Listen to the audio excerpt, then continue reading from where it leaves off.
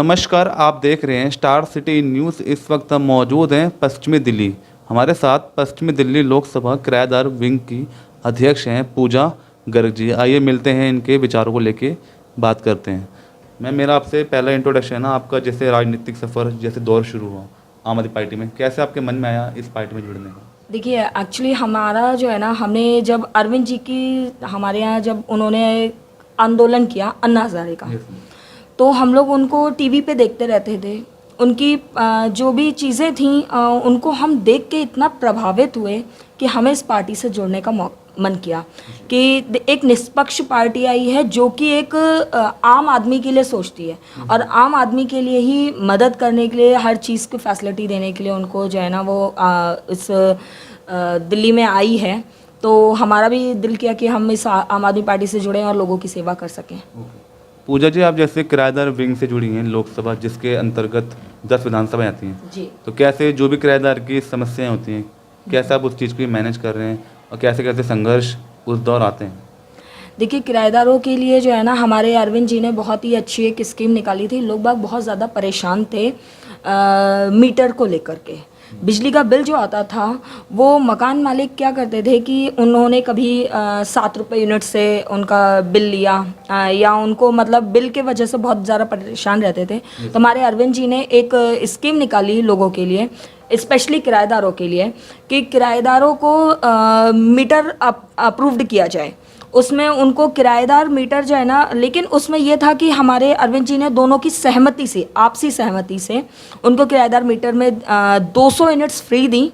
उनका एक अपना प्रीपेड मीटर लग जाए, जहाँ भी वो, देखिए किराएदार एक स्थायी रूप से नहीं होते हैं, कहीं वो जा रहे हैं, कहीं उनको मिल रहा है कि प्रॉपर मीटर लगा हुआ है, वो उनको जो यूनिट्स हमारी दिल्ली सरकार 200 यूनिट ऑलरेडी आपको पता है फ्री दे रही है, वो यूज़ कर रहे हैं। कहीं पे नहीं मिलती थी, कहीं पे मकान मालिक अपनी मनमानी करते थे। तो वहाँ पे दोनों के आपसी समझौते को रखते हुए किराएदार मीटर लगाया जाए और मीटर में उन लोगों को 200 यूनिट फ्री मिलती थी। उसके बाद में जो भी मीटर आए वो अपना रिचार्ज कराएं और उसको यूज़ करें।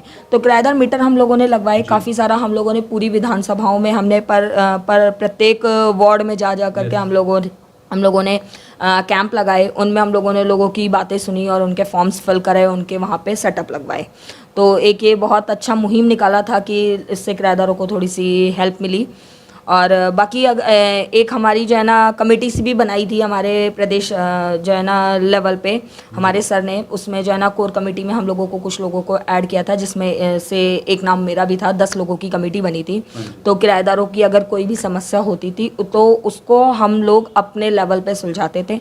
हमें दिल्ली सरकार की तरफ से एक लीगल पैनल भी मिला था, जिस लीगल पैनल ने हम लोगों को सपोर्ट किया कि अगर उनका कोई भी डिस्प्यूट चल रहा है किराएदार और मकान मालिक का, तो उनको सॉर्ट आउट करा सकें, उनको पर्सनल लेवल पे।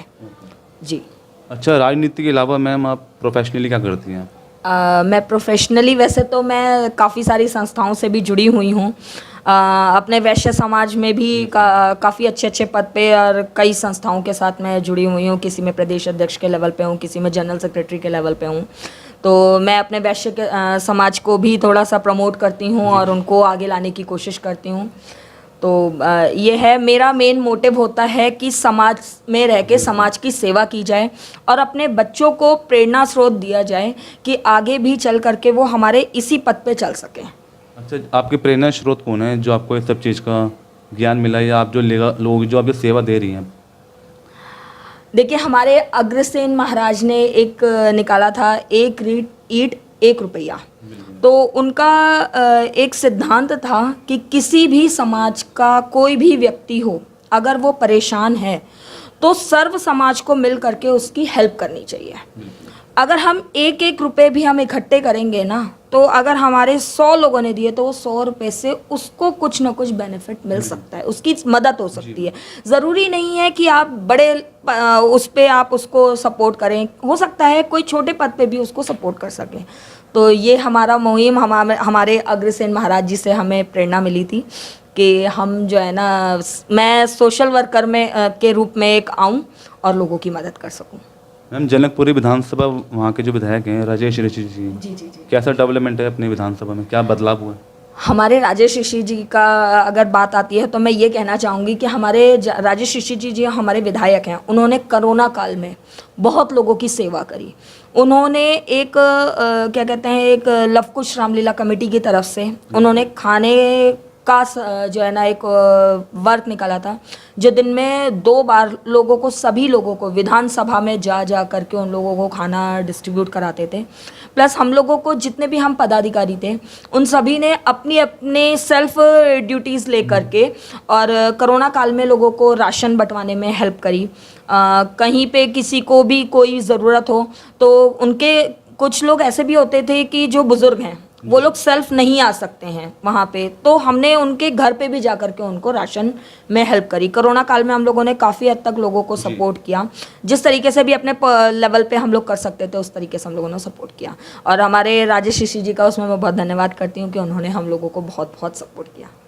मैम, दिल्ली में जो अग्निपथ वीर योजना जो लागू हुई है मैम, इसका भी कहीं ना कहीं जगह जगह बट एक ही चीज़ है कि देखिए, हमारे जो देश के वीर हैं हमें उनके बारे में सोचना चाहिए। और उनके बारे में देखिए, अगर देश के वीरों ने ही हमारे देश को सपोर्ट कर रहा, हमें सेफ कर रखा है, उन्होंने हमें एक सेफ्टी दे रखी है। नहीं तो कोई भी आप देखते हैं बॉर्डर पे वो लोग रात दिन ठंडक में भी, हम लोग सर्दियों में हम लोग चाहते हैं कि हम लोग अपने घर पे सेफ रहें, वो 0 डिग्री में भी जा कर के लद्दाख में खड़े होते हैं। और बर्फ़ की जगहों में जहाँ हम लोग 10 मिनट भी नहीं खड़े हो सकते, वो लोग पूरे पूरे दिन, पूरी पूरी रात खड़े होकर के हमारे देश की सेवा में लगे हुए हैं। तो मैं चाहती हूँ कि जो है ना, हमारे अग्निवीरों को मैं कहती हूँ कि हमारे देश को सोचना चाहिए और उनके लिए जो भी बेस्ट से बेस्ट स्कीम हो वो उनके लिए लेकर के आए। जनकपुरी विधानसभा के मैम क्या क्या समस्याएं, क्या हालात हैं आपके वार्ड की? हमारे वार्ड में देखिए, कोई भी समस्या अगर आती है तो हम लोग उसको विधायक जी के पास में लेकर के जाते हैं और हमारे विधायक जी उनको जो है ना अपने लेवल पर जितना भी हो सकता है वो उनको मदद करते हैं। किसी को, जैसे कि अभी मेरे बीच में मेरे पास मेरी एक फ्रेंड थी, उन्होंने मुझसे आकर के आग्रह किया कि उनके हस्बैंड चनन देवी हॉस्पिटल में एडमिट थे, तो उनको उनके मतलब इलाज में थोड़ी सी प्रॉब्लम आ रही थी, तो उन्होंने सेल्फ लेटर अपना एक अप्रूव्ड किया और उसको हमने वहाँ पे जाकर के लगवाया, जिससे उनका बिल भी माफ़ करवाया। तो इस तरीके की कोई भी अगर प्रॉब्लम आती है तो हमारे विधायक जी हमें सपोर्ट करते हैं और वो सॉल्व करने की कोशिश करवाते हैं। और मैम, कोई छोटा सा कोई मैसेज, कोई संदेश देना चाहेंगे? मैं अपने सभी देशवासियों को ये संदेश देना चाहूँगी कि हम लोगों को, अपने जितने भी आसपास के लोगों को हैं, हम पूरे देश में तो नहीं फैल सकते हैं, बट अगर हम थोड़े थोड़ा करके भी अगर अपने आसपास के समाज को और अपने लोगों को जो है ना थोड़ा सा भी अगर सपोर्ट कर सकें अपने लेवल पे, किसी भी तरीके से हो, चाहे वो किसी बच्चे को एडमिशन दिलाने में हेल्प हो या किसी गरीब की रोज़गार में मदद करनी हो या किसी को, देखिए शिक्षा, और मैं कहती हूँ शिक्षा सबसे बड़ी, स्वास्थ्य सबसे बड़ी चीज़ें हैं। तो स्वास्थ्य से रिलेटेड अगर किसी को भी कोई हेल्प चाहिए हो या शिक्षा से रिलेटेड कोई भी हेल्प चाहिए हो तो मैं हमेशा सादर मतलब तत्पर हूँ हर किसी के लिए। तो वो हमारे से मिल सकते हैं, मैं उनकी प्रॉपर जितनी भी मदद होगी मैं करूँगी। Thank you so much. तो यह हमारी सीधी बात पूजा गर्ग जी से, स्टार सिटी के साथ मैं जितेंद्र गुप्ता।